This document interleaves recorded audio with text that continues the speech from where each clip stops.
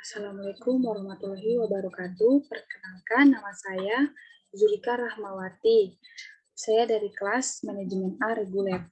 Mata kuliah Konsentrasi Keuangan Rasio. Saya akan mempresentasikan tentang rasio probabilitas. Apa itu rasio probabilitas? Rasio probabilitas merupakan rasio untuk mengetahui kemampuan perusahaan dalam mencari keuntungan. Penggunaan rasio ini untuk menunjukkan efisiensi perusahaan.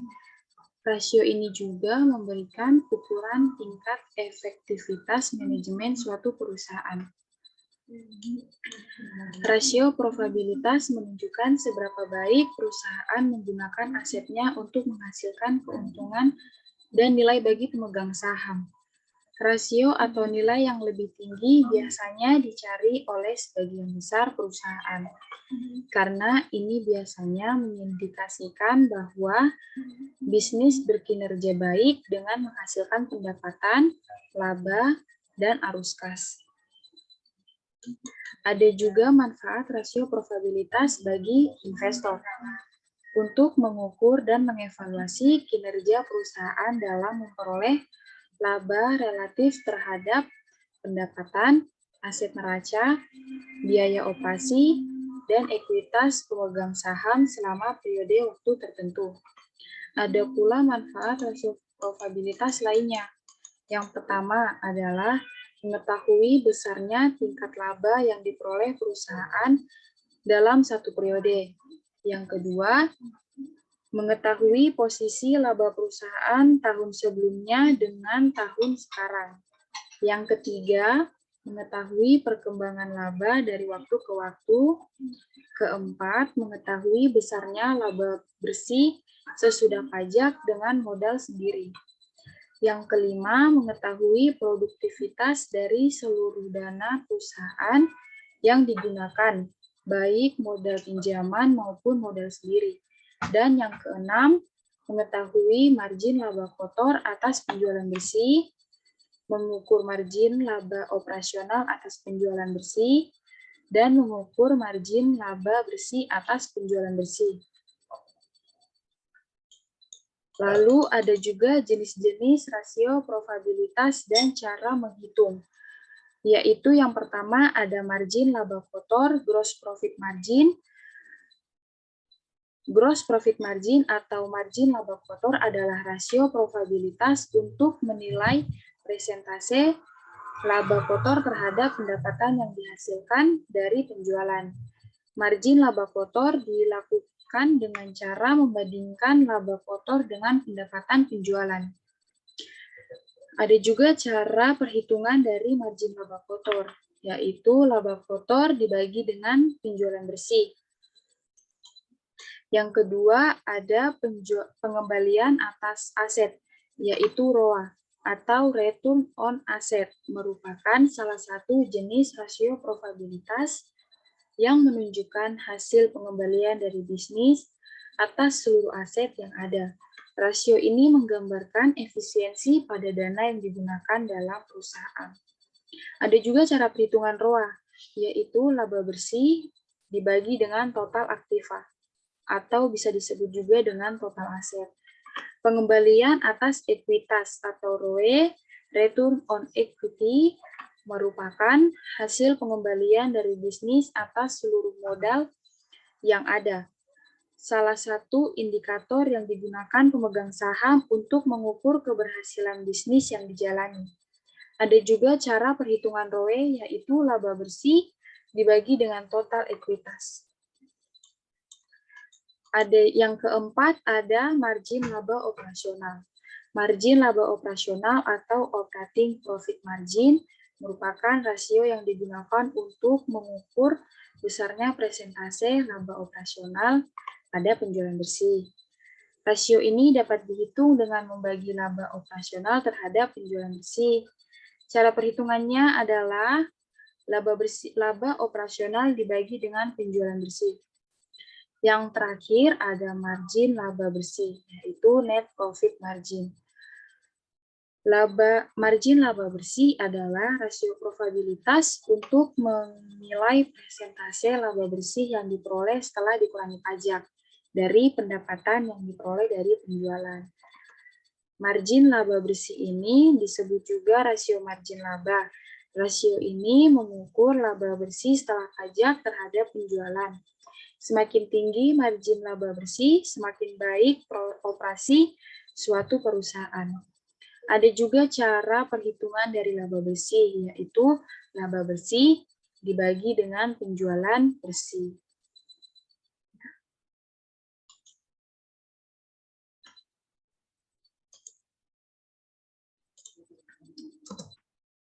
Ada juga contoh cara pengerjaan dari rasio probabilitas. Yang pertama, kita harus mengetahui dulu perusahaan mana yang akan kita analisis. Perusahaan yang akan kita analisis yaitu PT Era Mandiri Cemerlang. Yang akan kita analisis adalah dari laporan laba rugi dan laporan neraca. Apa saja yang terdiri dari laporan laba rugi? Yaitu ada penjualan bersih, beban pokok penjualan, laba bruto, atau yang bisa kita sebut juga dengan laba kotor, pendapatan kotor. Ada beban usaha yang terdiri atas beban umum dan administrasi, laba usaha, penghasilan beban lain-lain, keuntungan penjualan aset, yang terdiri atas keuntungan penjualan aset tetap, beban keuangan, beban piutang, keuntungan atau kerugian, selisih kurs neto, jasa manajemen, lain-lain, beban lain-lain.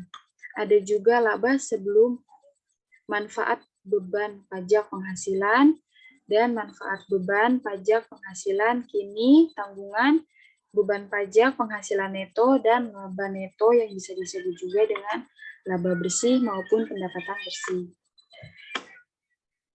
Dari laporan neraca ada juga yang dapat terdiri dari laporan neraca, laporan posisi keuangan yang terdiri dari aset.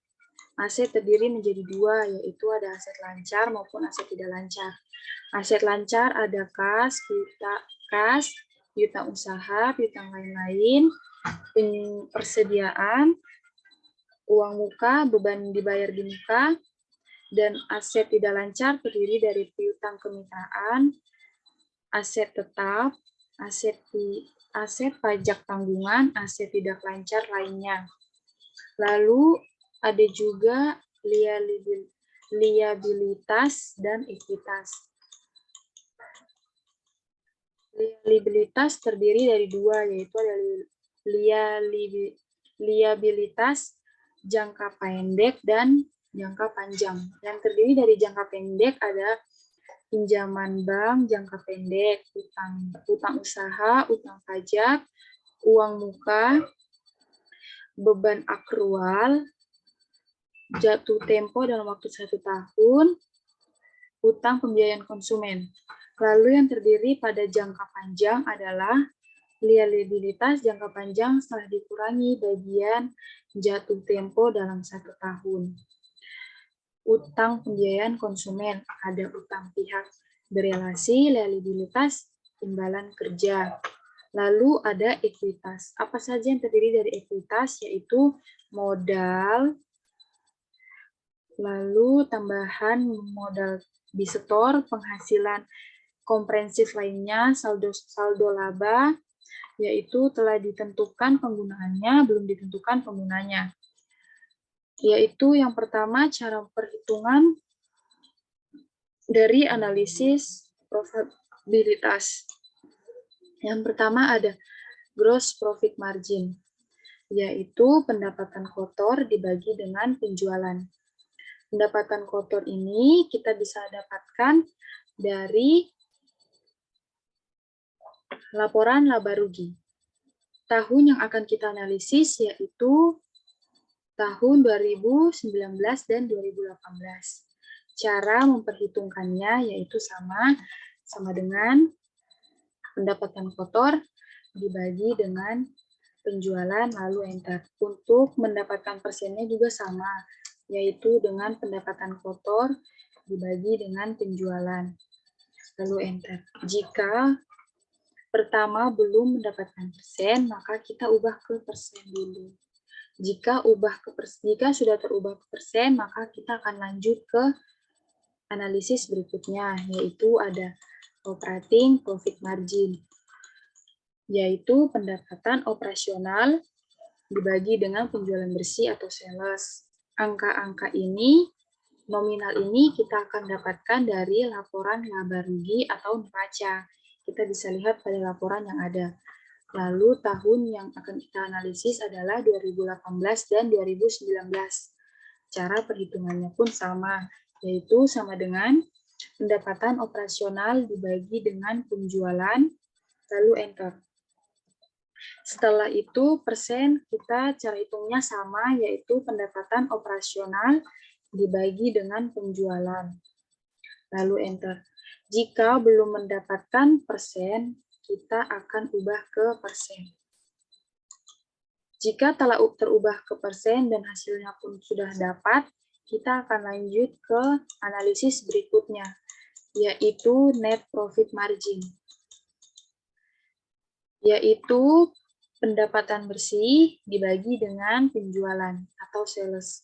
Hasil dari nominal dari pendapatan bersih dan penjualan ini kita bisa dapat pada laporan laba rugi atau laporan neraca yang ada pada laporan perusahaan tersebut. Tahun yang akan kita analisis yaitu adalah tahun 2018 dan tahun 2019. Cara memperhitungkannya pun sama dengan cara-cara yang sebelumnya, yaitu sama dengan pendapatan bersih dibagi dengan penjualan atau sales, lalu enter. Lalu cara mendapatkan persennya pun sama, yaitu pendapatan bersih dibagi dengan sales. Untuk mendapatkan persennya, kita akan ubah ke persen. Jika sudah terubah ke dalam persen, maka kita akan lanjut ke analisis selanjutnya.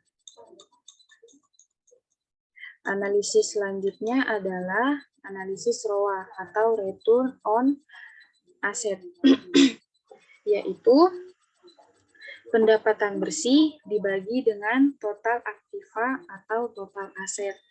Untuk mendapatkan nominal ini pun sama, kita akan dapat dari laporan neraca atau laba rugi dari perusahaan yang ada. Tahun yang akan dianalisis pun sama, yaitu tahun 2019 dan 2018. 2018 dan 2019 sesuai dengan apa yang diinginkan untuk dianalisis. Cara perhitungannya pun sama, yaitu sama dengan pendapatan bersih dibagi dengan total aktiva, lalu enter. Untuk mendapatkan persennya pun sama, yaitu pendapatan bersih dibagi dengan total aktiva, lalu enter. Jika belum terubah menjadi persen, maka kita ubah ke persen. Jika sudah terubah ke persen, kita akan lanjut ke analisis selanjutnya, yaitu analisis ROE, yaitu Return on Equity, yaitu pendapatan bersih dibagi dengan total ekuitas. Nominal ini pun sama, kita akan mendapatkan pada laporan laba rugi maupun laporan neraca. Kita dapat lihat pada laporan kedua itu, jika ada pendapatan bersih, maka kita masukkan ke dalam sini. Tahun yang akan kita analisis pun sama, tahun 2018 dan 2019, sesuai dengan apa yang kita inginkan untuk dianalisis. Cara memperhitungkannya pun sama, yaitu sama dengan pendapatan bersih dibagi dengan total ekuitas.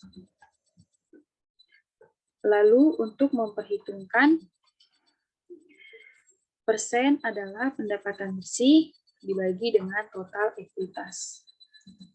Jika belum terubah ke dalam persen, maka akan kita ubah ke dalam persen. Jika semua analisis sudah dikerjakan, sudah didapatkan, maka rasio probabilitas tersebut sudah kita ketahui apakah laba ini akan naik atau turun sesuai dengan yang diinginkan yang akan diketahui oleh perusahaan tersebut. Maka itu saja yang dapat saya sampaikan. Jika ada kurang dan lebihnya, mohon dimaafkan. Sekian dan terima kasih.